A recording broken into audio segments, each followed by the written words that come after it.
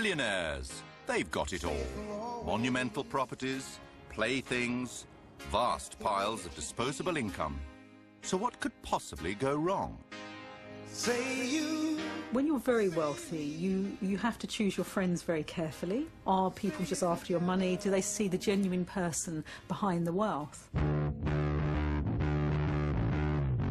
The problem for billionaires, though, is as old as the hills. Is it me she likes, or is it my bulging wallet? All you have to do to make millions overnight is marry a rich man and then divorce him and take his money. Money can't buy you love, but it can help you hire a matchmaker. Membership fees range from approximately $15,000 up to $300,000. And a lawyer. I said, do you love her? He said yes. And I said, do you trust her?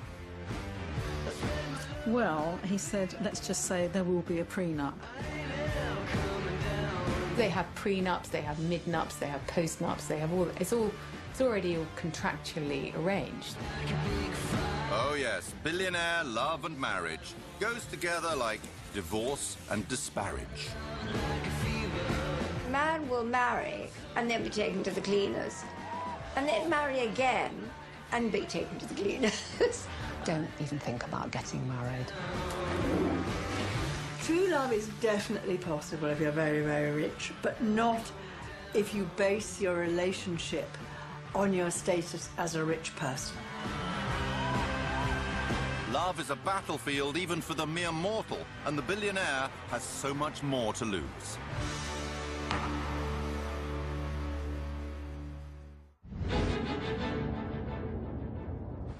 London is billionaire central. 105 of them call the UK home.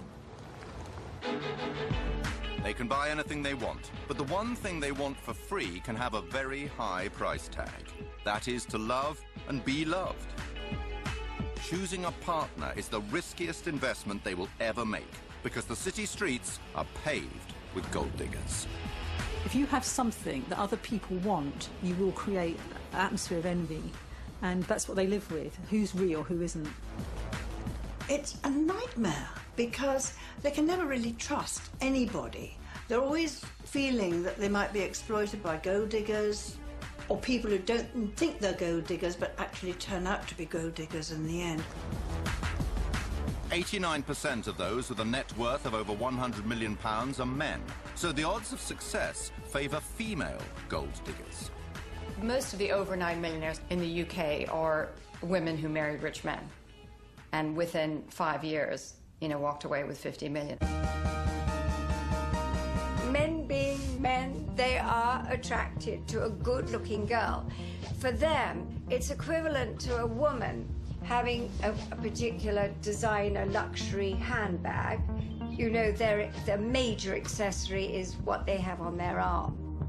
Following a few top tips can make becoming a rich man's arm candy a piece of cake. You do have to look good, but less is more. And to look elegant is more important than to just show it or, have everything on display. If you want to nab, a male super rich man, the first thing you do is you have to hook him on sex. And when a man is absolutely deliriously, sexually high, he's unlikely to ask for any sort of financial arrangement because it might put you off sex immediately. You do need to have a certain amount of intelligence, so you do need to read the newspapers or keep up.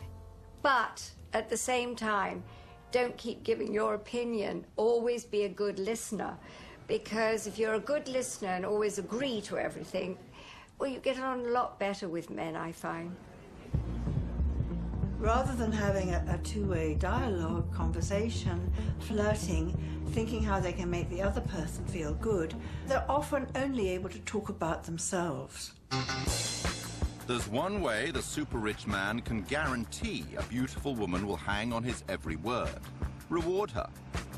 There are plenty of websites designed to help. You can have all the money in the world, but if you don't have anyone to share it with, what's the use? When you use seeking arrangement for the billionaires, all they've got to do is click a couple of buttons and voila, you've got your ideal woman. Seeking Arrangement is one website that offers to bring together 700,000 sugar daddies and 2.6 million sugar babies. A sugar daddy is usually an older man who works as a CEO, executive, clearly has additional income to spend on a relationship.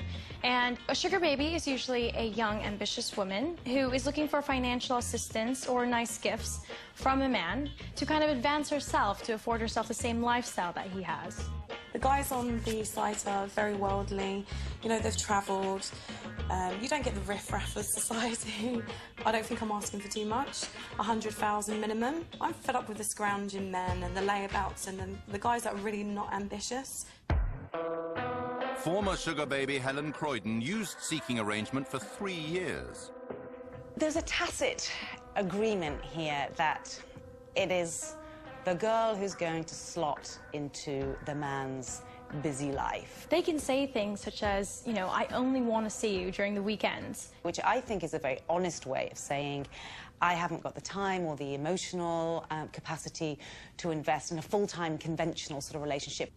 A lot of the guys will offer you know, luxury gifts, so perfume or designer handbags, could be shopping trips, help with your rent as well. The nicest gift I received has to be this Cartier diamond ring. But presents from super rich men can shift to cold cash. I remember there was one man, and he'd always insist on buying me something fabulous, and I didn't really need anything more, and I'd always go and take it back and then just keep the money. And I think he eventually realised I did this, and he said, oh God, why didn't you say? I'll just give you the money. The form of financial assistance usually comes in a monthly allowance, and the average monthly allowance is about £3,000. One day I did accept cash, and it was, you know, 2 years actually of me questioning the morals of that and thinking, oh my gosh, girls like me don't do this. The media has been quick to judge these relationships and say that, oh, well, all these billionaires are just paying for high-class prostitutes. For an escort, you pay them to leave. For a sugar baby, you're paying them to stay. But are sugar babies just expensive arm candy, or is there more involved in keeping a rich man sweet? I think just like anyone else, they had a need, a sort of a romantic need to spend some intimate time with one person. Sex is part of that. It's not about having sex with somebody and getting paid for it. It's about providing a certain relationship and having the chance to share their wealth. There was one man who I had dinner with once, and he said that the reason he had these sorts of compensated relationships was because it was cheaper than getting a wife. Coming up. So nice to meet you. How the services of a matchmaker can save the billionaire bacon. If you're sitting across the room from a gold digger, trust me, they tell you that they want a man with money. So it's very easy for us to screen out gold diggers. And just married. Subject to contract, of course.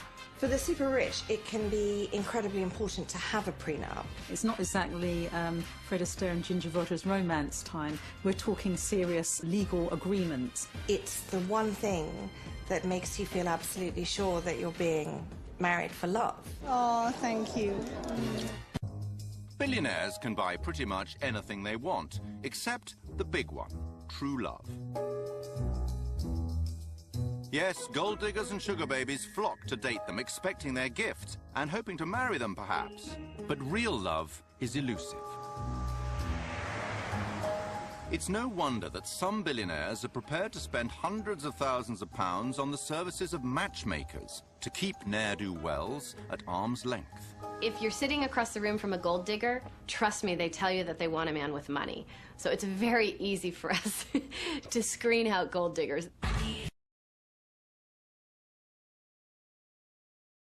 Based in San Francisco. CEO Amber Kelleher and her team help the super rich, both men and women, stay safe while searching for love. They can't go online because once you put who you really are, you can be searched immediately. You can go onto Google, you can find out someone's income. To not work with a professional matchmaker it's a no-brainer. We have 2 new elite clients that are on hold together and exploring a relationship.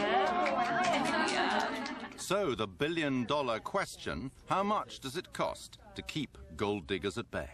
The membership fees range from approximately $15,000 up to $300,000. It depends on how many offices you want working for you, how many countries you want. We have 10,000 on average people apply per year, and we work with 200 of them. We have a phenomenal woman that's come on board. She was referred by one of our most important relationships. Amber's small, carefully selected client base has equal numbers of men and women. But although women make up just 10% of the global super rich, they represent 80% of those applying to be taken on by Amber. That could be very shocking maybe for people to hear. You think, my goodness, don't you work for all the wealthy men? We would if they were smart enough to call us. But this is Carolina, and how do you pronounce your last name so that I don't... It's complicated. Carolina Zaziniak. What are 2 things that you can share with us that you're excited about? Carolina is a former professional tennis player who started a couple of businesses and then invested very wisely. Sometimes I'm wondering if the men that I'm dating are more interested in, you know, what I'm worth or some of the contacts that I may have. You know, there's always that wonder if they're interested in you for the right reasons. It may be deemed socially acceptable for a super-rich man to marry a beautiful, younger and poorer woman, but it's not for a super-rich woman to do the same. So, the pool of potential partners is significantly reduced. Is it that we know the gentleman first that appeals to you, or just the fact that maybe you're no longer in charge of your dating life and we're taking over? Nice meeting you. Nice to meet you too. Carolina is joining an elite matchmaking club. But there's another section that's even more exclusive. Well, we have what's called the CEO Club, and just 10 people per year are able to become part of this elite group. And they pay $150,000 to be part of the group, and then there's a success fee that matches that. 43-year-old David Boyer is someone Amber is thinking about inviting into the CEO Club. He made his millions working for McKinsey and eBay. So nice to meet you. Thank you for, Now, with great financial stability, he's looking for a long-term love. Well, clearly I'm looking for somebody who's fun and funny and attractive and intelligent, and who, when I talk to them, actually they get a sparkle in their eye. It's the best friend that I'm looking for. The Wingtip, an exclusive social club with a boutique attached, is just one place Amber takes her top clients. Hi, David. Good to see you. This is Louise. Well, if you're an elite client and you join the CEO Club, where I personally work with you, I'll be at the TED conference, I will be at Sundance, I will be having private events on Necker Island. I am always looking for that special someone that could be a perfect match for my client. And the client determines what the level of success is. It's not just necessarily about that marriage certificate. Happily ever after for the prudent billionaire means riding off into the sunset with the one. But first, making sure the paperwork's in place before any pealing of wedding bells. All you have to do to make millions overnight is marry a rich man and then divorce him and take his money. I think the advice that I would give to somebody who is spectacularly wealthy, who's living here, is don't even think about getting married. Formidable divorce lawyer Raymond Tooth, known as Jaws, fights for the wives of the rich and famous. I say this, and I hope I don't get any hate mail. The fact is that the best career for a woman is to marry a wealthy man without a prenup. I mean, there was a famous case where a man was worth about 20-odd million.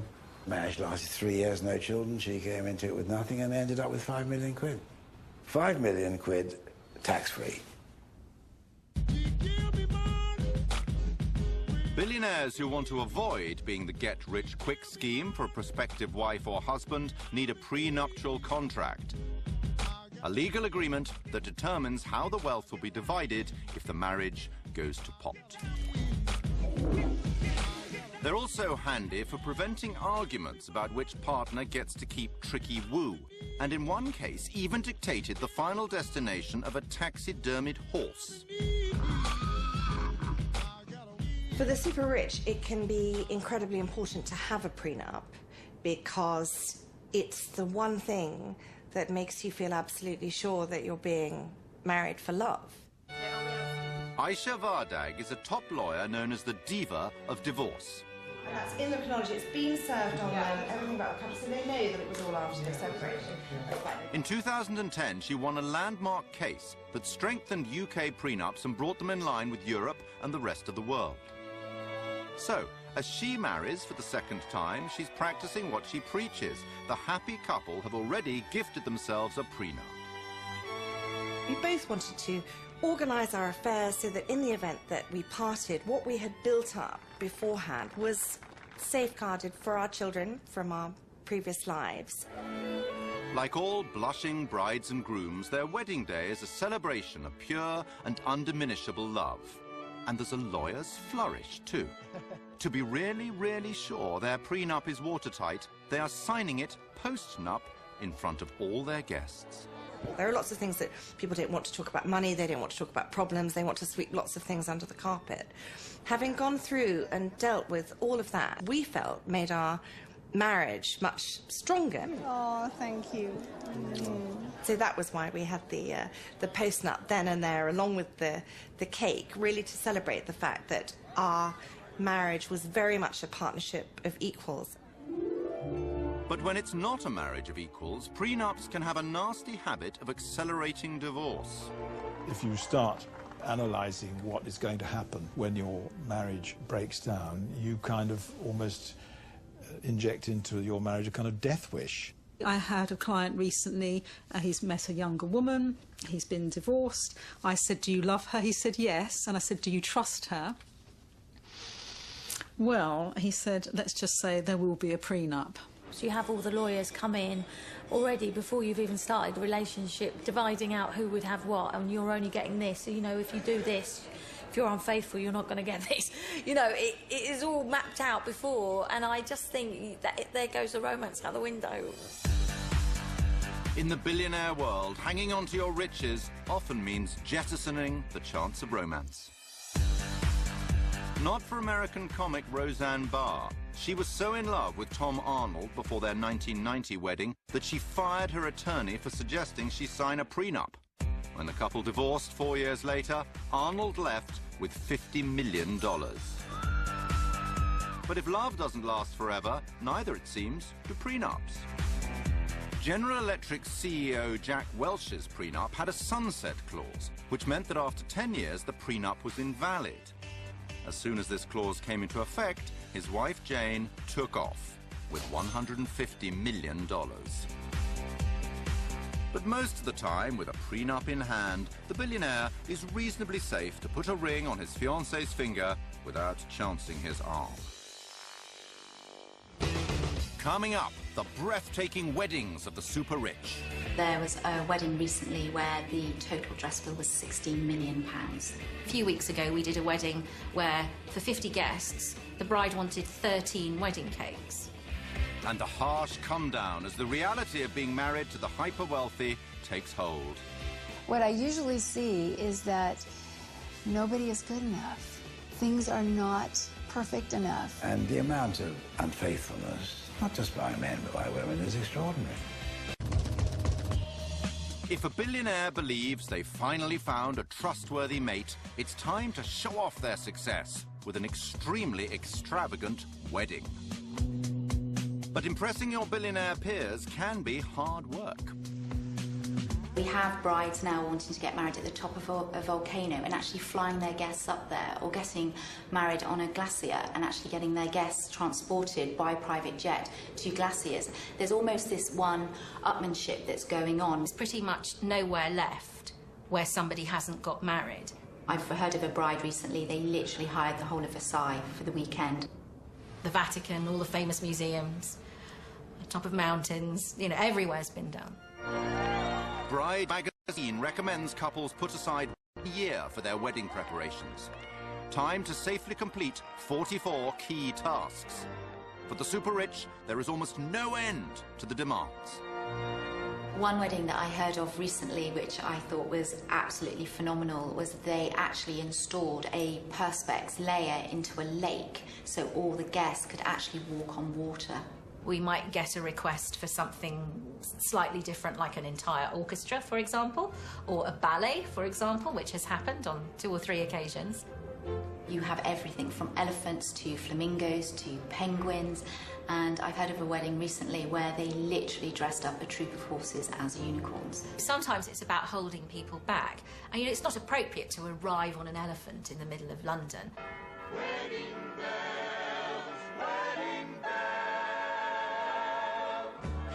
The biggest show of all is the wedding dress. There was a wedding recently where the bride herself and all her bridesmaids wore Vera Wang bespoke, and the total dress bill was £16 million. As the average price of a London home is £500,000, these dresses would buy 32 addresses in the capital. The super rich certainly have their cake and eat it. I think one of the most incredible cakes I've ever made was an 18-tier cake. The cake ended up being about 8 foot tall. It had about 10,000 sugar flowers on it. And that involved 6 people working constantly on that cake for a month. The most expensive cake we have ever commissioned cost us nearly £46,000. Mainly to do with the fact that we flew the cake maker and her kitchen to another part of the world. We've certainly used edible 24-karat gold a number of times on our cakes. It really doesn't taste of anything. And it's just very decadent. I think it's the sheer opulence of it, the fact that you can eat gold. So, cakes are worth their weight in gold, but they're cheap compared to the cost of hiring a platinum-selling superstar. Enrique Iglesias, for example, we were asked to get him on a Monday for a wedding on a Friday. I heard recently that Michael Bublé played at a wedding for £1 million.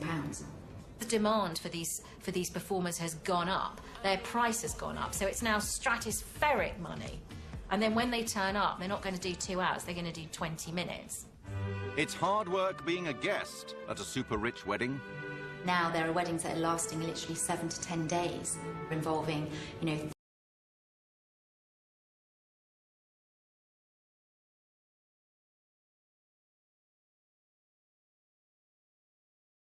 thousands and thousands of guests, several days of feasting. Those can be quite challenging, and they can be quite tiring for guests, because eating fabulous food and gorgeous champagnes and eating lots of seafood and caviar, it can get quite weary for people.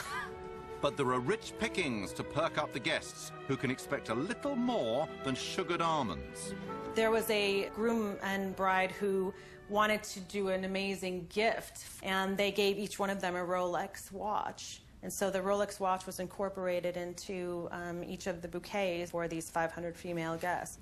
I think the most opulent or extravagant gift we've ever seen given was a small wedding for a group of Asians. There are 22 of them, I think, and they were all given the keys to a car.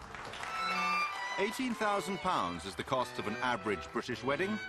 For billionaires, that could be the cost of just one goodie bag. I think you could take the Kim Kardashian wedding and actually triple that, times it by 10, and I think we would still not get anywhere close to what the super rich are doing right now. Kim Kardashian's wedding to Kanye West is estimated to have cost $10 million. It would have taken 8 of these to add up to the most expensive wedding of all time. As far back as 2004, Venetia Mittal and Amit Bhatia managed to spend $78 million. 12 Boeing jets were hired to fly guests from India to France. Festivities went on for 6 days, but after less than 10 years together, they separated. A result that wouldn't surprise the researchers, who in a recent survey of 3,000 couples found that the more spent on a wedding, the greater the chance of divorce. Money makes life easy. Being ultra rich, I don't really know how easy that is. I'd like to see how long those relationships last. A dream wedding becomes a nightmare marriage, especially fast for the bride who discovers her groom is not the man she thought he was. A couple were set up, and she went and Googled him, and basically saw a slew of businesses, net worth, rich list, and said, okay, great. Anyway, they were married within a couple of weeks. Anyway, it turned out that she'd Googled the wrong person, and that there was another person with exactly the same name who did exactly the same. It was a very, very common name. And by the time she found out that she'd married the wrong guy, she was married. So anyway, that marriage didn't last very long. Problem 2. A successful fortune hunter may want an early return on their investment. In a relationship with billionaires, obviously all the hard work happens before the marriage. Now, in ordinary marriages, the relationship, the courting is the fun bit. You're in love, you're having a great time. The work comes in when you get married. What I think is different amongst the billionaires and the super rich marriages is that that's when you stop working. You've got the bank account. If you walk away from the marriage, you've got what you wanted. If you didn't want the man in the first place, why invest any work into the relationship? Even the wives who married for love do well to live happily ever after. Sometimes they'll discover their prince has turned into a despot. If you have financial wealth, you can really get into things having to be a certain way. You know, there's that old saying, he who has the gold makes the rules. They can't understand that we might give them a boundary or say, you can't do this. I know, what do you mean you can't do this? I do anything I want, is the approach, you know. I am master of the universe.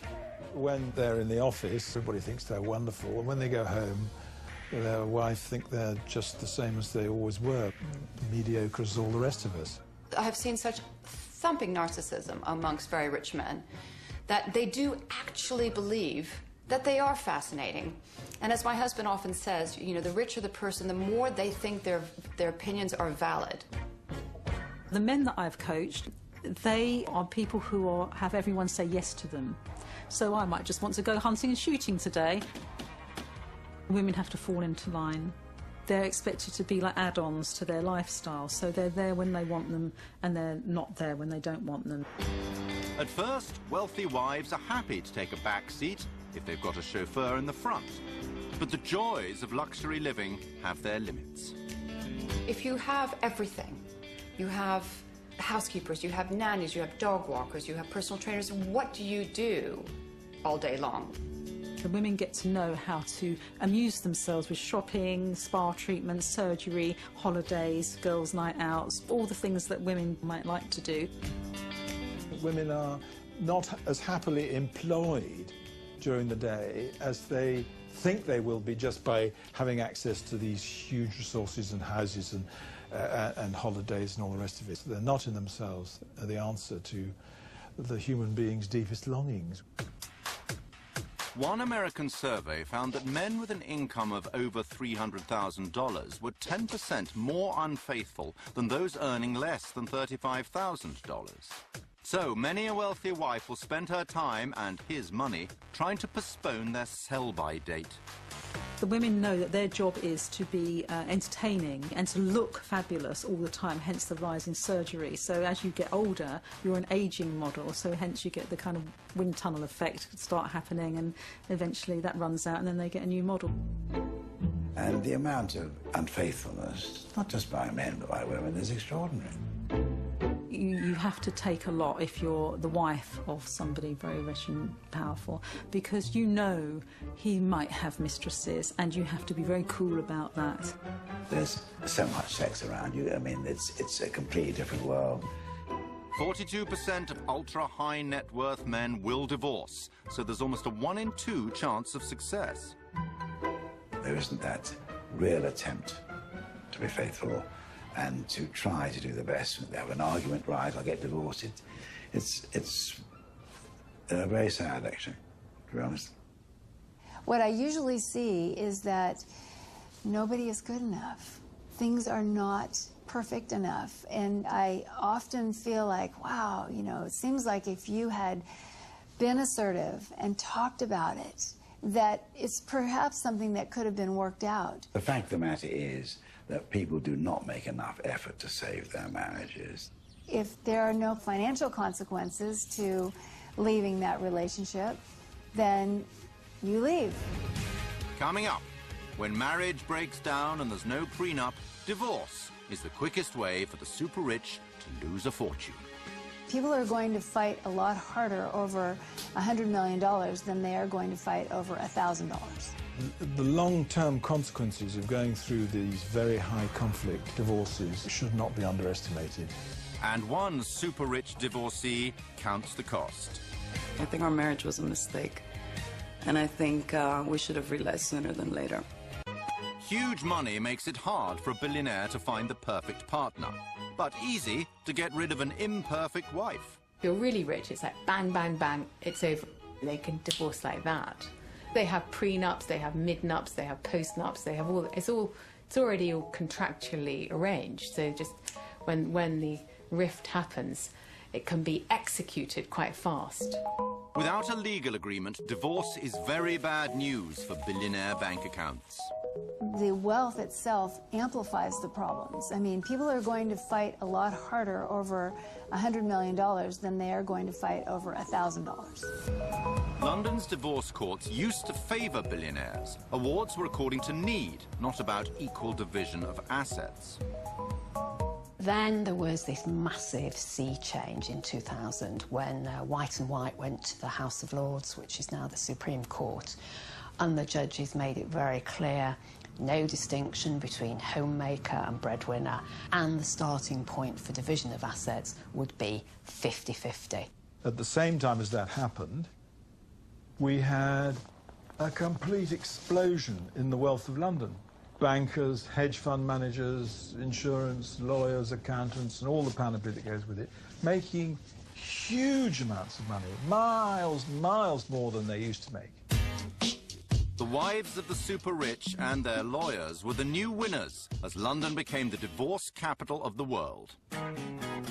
There was a sense that people were just sort of staying married as passengers, and they might be lunching out and spending their days having tennis coaches and having their children cared for wall to wall by nannies, and then they sort of go off with some dashing young lover and take half of the fortune.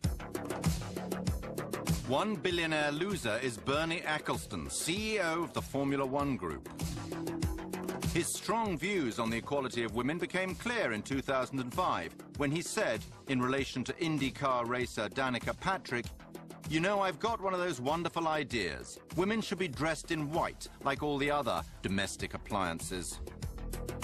4 years later, in 2009, the British courts valued Slavica, his wife of 23 years, rather more highly and awarded her £2.4 billion, around half of Bernie's estimated fortune.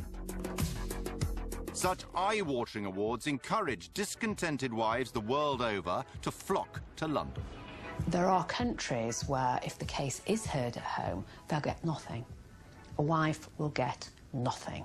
The consequences for a wife who gets divorced in a Muslim country usually is that she gets nothing or virtually nothing. So there's a huge stake, so far as she's concerned, in getting a case heard here. To have their divorce cases heard in the UK, foreign wives need to prove their British credentials. Specific instances that I've seen have included ladies who don't speak English buying theatre tickets to English language productions, sending children under the age of 10 to learn how to ride polo ponies, to study a 14-year-old who was sent on flying lessons in Surrey, in order to try and say, here, these children are becoming more English than the English.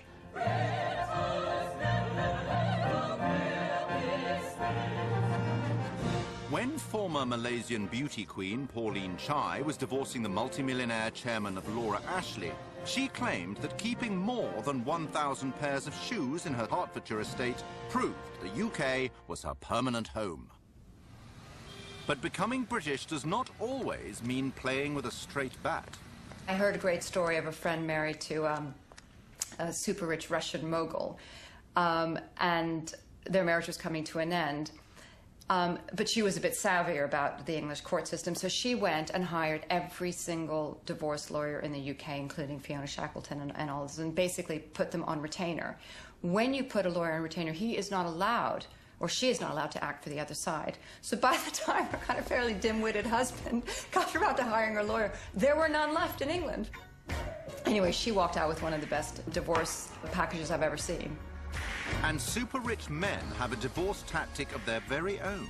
Most of the super-rich become very un-super-rich when they get divorced. You'll find people who were, steel industrialists are now, they become school teachers overnight.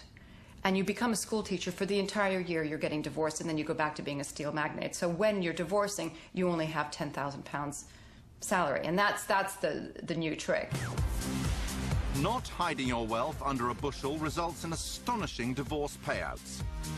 The top payout of all time was in 2014. Elena Rybolovleva, wife of Russian fertilizer king Dmitry, reaped a bumper harvest of $4.8 billion, more than half of his estimated fortune of $8.8 billion. But coming up on the inside track to smash this record is a divorce payout that means oil tycoon Harold Hamm is lining up to be the billionaire with the biggest wad to lose. He's worth $20.2 billion, and so, even if his wife Sue is awarded only a quarter of his fortune, she'll become the richest divorcee of all time. They become, on both sides, utterly obsessed with the result and winning, even if they're going to end up with a lot anyway, not getting the last few million. Women may be entitled to half their husband's money, but how much is he really worth? If somebody is absolutely determined to have assets all over the world in a network of companies and trusts, it's going to be very hard to find them. In July 2010, there was a court decision that made this even harder. Lisa Cengiz was born in Tehran and arrived in London when she was 13. She has always been surrounded by wealth. You know, this world is very colorful. It's very attractive. So it's very easy for a beautiful girl to want to be a part of it. In 2001, on the super-rich party circuit, she met Vivian Immerman. He was a food and drinks magnate known as the Man from Del Monte. He sold his stake in the fruit giant for £380 million in 1999. And 2 years later, he became Lisa's second husband. We were married within 8 months, so it was very quick. It was very quick. We didn't really have time to get to know each other. It's a glamorous world. It's easy to like it and love it, but you're not actually loving the person. You're loving what comes with it. After living together in London for 7 years, the couple separated. I think our marriage was a mistake, and I think we should have realized sooner than later. There's a lot more ties between the father and his ex-family. So one day, I guess he must have woken up and thought, I want to go back home. I didn't feel like home to him. Lisa's marriage finally broke down in 2008. Her brothers became her main source of support. Mr. Immerman shared an office with the Cengiz brothers. They took the view that they would see whether they could find on his computer evidence that he had more money than he was claiming during the process of the divorce. They went about getting access to his computer improperly and downloading everything on it. Masses of documents. It wasn't one little bank account. It was everything. Lisa Cengiz's brothers were alleged by Mr. Immerman to have removed between 250,000 and 2.5 million pages of documents, which they then handed on to lawyers for use in the family proceedings. While Lisa sued for £120 million, Vivian Immerman countersued for breach of confidence. The Court of Appeal were dealing with the most spectacular example of self-help that I think it's possible to ever imagine. And they said, quite simply and very boldly, no, not in our courts. So it has become far more difficult, I think, for wives to quietly, but probably improperly, to have a look at their husband's documents behind their back. Wives have to be far more careful than they used to be. Lisa still had a luxurious lifestyle, and so she decided to settle for £15 million. It had been a 5-year legal fight, and now with a new partner, she knows what it takes to live happily ever after. Marry for love, not for money. That's really, really best advice I can give. For the super rich, like the rest of us, there are no real winners in divorce. The long-term consequences of going through these very high conflict divorces should not be underestimated. And super rich men rarely learn from past mistakes. They're reluctant to let go of the arm candy, the trophy wife concept. And we see the super rich coming to us, maybe having been divorced 6 or 7 times, and yet again wanting a clone of the previous relationship. I always find it quite curious that a man will marry and then be taken to the cleaners, and then marry again and be taken to the cleaners. It's just, I suppose, every time they think this time it'll work.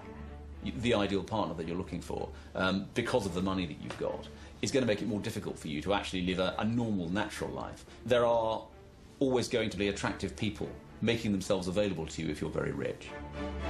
With so many temptations to overcome, can the super rich ever find true love? True love is definitely possible if you're very, very rich, but not if you base your relationship on your status as a rich person.